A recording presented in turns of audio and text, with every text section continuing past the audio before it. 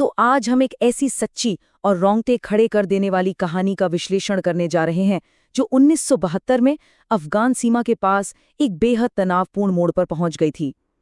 इतिहास के छात्रों के लिए 1971 का युद्ध कोई नया विषय नहीं है, लेकिन युद्ध बंदियों यानी प्रिजनर ऑफ वॉर के इस दुस्साहसिक ब्रेकआउट की कहानी शायद उस दौर की सबसे दिलचस्प घटनाओं में से एक है।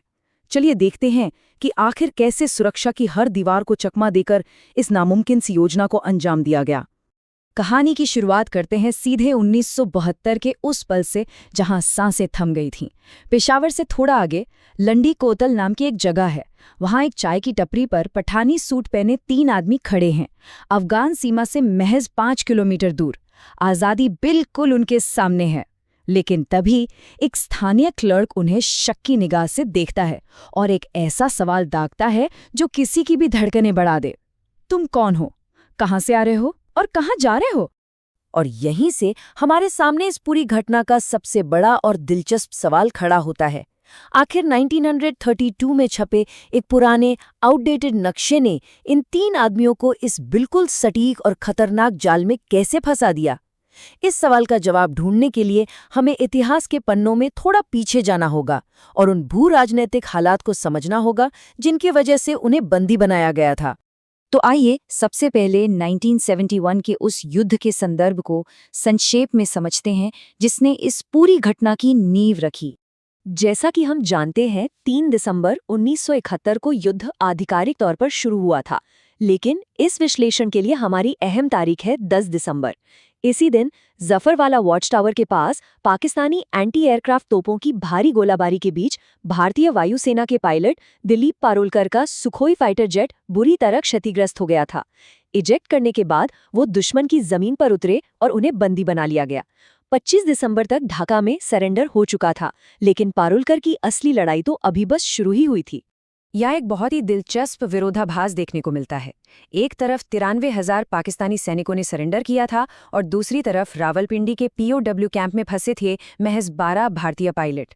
ये आंकड़ा ही अपने आप में साफ कर देता है कि युद्धबंदियों की तुरंत अदला बदली की गुंजाइश लगभग न के बराबर थी। कूटनीतिक बातचीत में तो सालों लग सकते थे और हाथ पर हाथ धरे बैठे रहना इनके लिए कोई विकल्प नहीं था। अब हम बात करते हैं उस शारीरिक और मानसिक यातना की जो रावलपिंडी के उस पीओक्यू कैंप की क्रूर सच्चाई थी। पकड़े जाने के बाद इन पायलटों को जिस तरह के शारीरिक और मनोवैज्ञानिक टॉर्चर का सामना करना पड़ा, वो रोंगटे खड़े कर देने वाला था।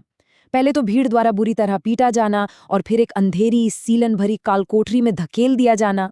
कल्पना कीजिए, रात रात भर इस धमकी के साथ खड़े रहने के लिए मजबूर किया जाना कि अगर गलती से भी बैठे तो गार्ड गोली मार देगा।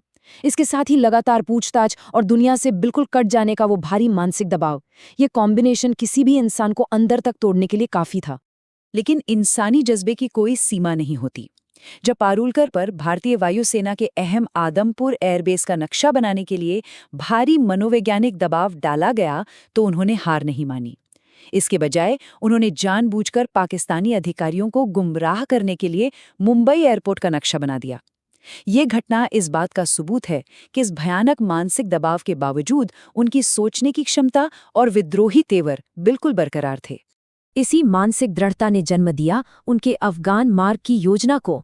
यातना सहने से लेकर भागने की रणनीति बनाने तक का ये सफर बहुत रोमांचक है। रणनीतिक नजरिए से देखें तो ये एक ब्रिलियंट मास्टर प्लान था। उन्होंने सीधे भारत पाकिस्तान सीमा की ओर भागने का आइडिया ड्रॉप कर दिया क्योंकि वहां सेना का भारी जमावड़ा था। इसके बजाय उन्होंने अफगानिस्तान की ओर जाने का एक बिल्कुल काउंटर इंट्यूटिव और चौंकाने वाला फैसला लिया।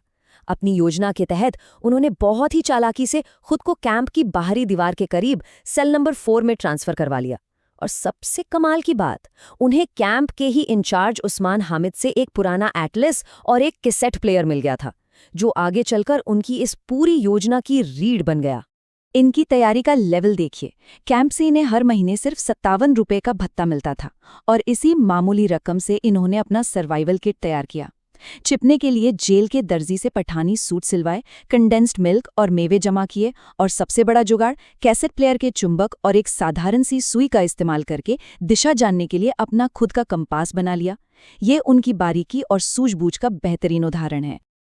अब आते हैं इस प्लान के सबसे खतरनाक हिस्से पर, सेल नंबर 4 की दीवार तोड़कर सुरंग बनाना। जरा सोचिए, 18 इंच मोटी ईंट और सीमेंट की दीवार को सिर्फ एक चोरी की गई कैंची और पेचकस से खुराचना। ये काम इतना मुश्किल और धीमा था कि महीनों तक चला। उनकी रोज रात की यही रूटीन बन गई थी।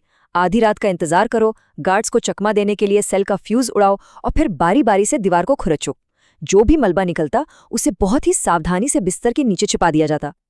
एक हल्की सी आवाज और सब कुछ खत्म हो सकता था। ये बेहद सस्पेंस से भरा काम था। महीनों की इस थका देने वाली खुदाई के बाद दीवार में छेद लगभग तैयार था। बस बाहर की तरफ प्लास्टर की एक बहुत पतली सी परत बची थी, जिसे जानबूझकर छोड़ा गया था। फिर आया 13 अगस्त 1972 का वो दिन। उस रात एक भयानक तूफान और भारी बारिश आई, जिसने उन्हें वो परफेक्ट अकूस्टिक कवर यानी आवाज छिपाने का मौका दे दिया जिसकी उन्हें तलाश थी। बारिश के शोर ने दीवार के बचे हुए प्लास्टर को तोड़ने की आवाज को पूरी तरह से दबा दिया। आखिरकार भागने का समय आ ही गया था। अपने एक साथी को पहले से तय योजना के अनुसार पीछे छोड़कर तीनों एक एक करके उस संकरे छेद से बाहर निकले। दीवार के ठीक बाहर एक गार्ड गहरी नींद में सो रहा था। वो बिना कोई आवाज किए उसके पास से गुजरे। फिर कपड़ों से बनी एक रस्सी के सहारे उन्होंने कंटीले तारों वाली दीवार फांदी। आजाद होते ही उन्होंने बिना वक्त गवाए पेशावर की बस पकड़ी। वहां किसी भी तरह की मेडिकल या धार्मिक चेकिंग से बचने के लिए उन्होंने बड़ी चालाकी से खुद को ईसाई बताया। सब कुछ बिल्कुल प्लान के मुताबिक चल रहा था। लेकिन कहानी में ट्विस्ट तो अब आना था, जब वो तोरखम बॉर्डर के उस जाल में फंसे जहां से हमारी कहानी शुरू हुई थी। ये इतिहास की सबसे दुखद विडंबनाओं में से एक है। जिस 1932 के एटलस पर भरोसा करके उन्होंने ये पूरी योजना बनाई थी, उसी ने उन्हें धोखा दे दिया। एटलस में दिखाया गया था कि बॉर्डर के पास लंडी खाना नाम का एक एक्टिव रेलवे स्टेशन है, लेकिन 1972 की असलियत ये थी कि वो स्टेशन 40 साल पहले ही बंद हो चुका था। जब उन्होंने स्थानीय लोगों से उस बंद पड़े स्टेशन का रास्ता पूछा तो स्वाभाविक सी बात थी कि उन पर तुरंत शक हो गया। वो पुराना नक्शा उनकी सबसे बड़ी गलती साबित हुआ। जब स्थानीय क्लर्क और भीड़ को उन पर शक होने लगा तो पारुलकर ने एक आखिरी बेहद जोखिम भरा दांव खेला। उन्हें यकीन दिलाना था कि वो पाकिस्तानी वायुसेना के ही अधिकारी हैं जो छुट्टी पर आए हैं। इस बात को साबित करने के लिए पारुलकर ने क्लर्क से कहा कि वो सीधे पीओवी कैंप के इंचार्ज उस्मान हामिद को फोन लगाए और उनसे बात करे। ये एक ऐसा फैसला था जिसने पूरी बाजी पलट कर रख दी। फोन पर दिलीप पारुलकर की आवाज सुनते ही उस्मान हामिद को एक सेकंड नहीं लगा ये पहचानने में कि ये वही भारतीय पायलट हैं जो उनके रावलपिंडी कैंप से फरार हुए हैं। हामिद ने तुरंत क्लर्क से कहा, जब तक हमारे सैनिक वहां नहीं पहुंचते इन्हें सुरक्षित रखा जाए। और बस उसी एक लाइन के साथ आज़ादी से महज 5 किलोमीटर दूर उनका ये साहसिक सफर खत्म हो गया। पाकिस्तानी सैनिक वहां पहुंचे और उन्हें वापस रावलपिंडी ले जाकर 30 दिनों के लिए भयानक एकांत कारावास यानी सॉलिटरी कन्फाइनमेंट में डाल दिया गया। अंततः इस पूरे संकट का ऐतिहासिक समाधान कैसे निकला, आइए इस पर एक नजर डालते हैं। अगस्त 1972 में दोबारा पकड़े जाने और सॉलिटरी कन्फाइनमेंट झेलने के बाद उन्हें फैसलाबाद की जेल में शिफ्ट कर दिया गया। इसी दौरान दोनों देशों के बीच कूटनीतिक बातचीत लगातार तेज हो रही थी और फाइनली दिसंबर 1972 में रिहाई की आधिकारिक घोषणा हुई, जिसके बाद ये पायलट वाघा बॉर्डर के रास्ते अपने देश भारत लौट सके। भले ही उनका भागने का प्लान तकनीकी रूप से फेल हो गया हो, लेकिन इसने राजनयिक स्तर पर एक बहुत मजबूत प्रभाव जरूर छोड़ा।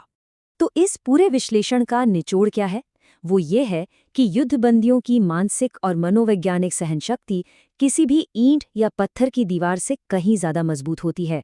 बिना किसी औजार के 18 इंच मोटी दीवार को खरोंचना, पुराने नक्शे के सहारे दुश्मन की जमीन पर निकल पड़ना, ये सिर्फ एक एस्केप प्लान नहीं था। ये इस बात का प्रतीक था कि मानवीय भावना और कभी हार न मानने वाला जज्बा किसी भी हालात से बड़ा होता है। तो चलिए इस कहानी को एक विचारोत्तेजक सवाल के साथ खत्म करते हैं।